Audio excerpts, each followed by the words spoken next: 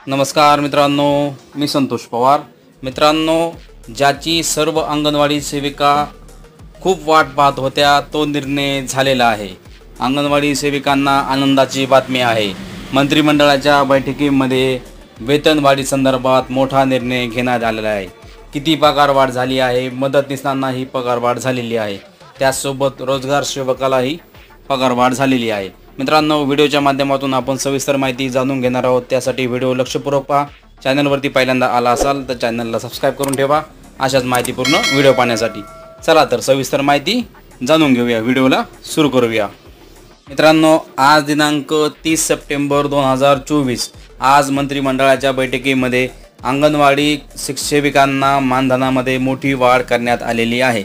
ही बातमी अंगणवाडी सेविकांना तसेच अंगणवाडी मदतनीसांना खूप आनंदाची बातमी आहे। मित्रांनो, आपल्या सर्वांनाच माहिती होतं की मुंबईमध्ये अंगणवाडी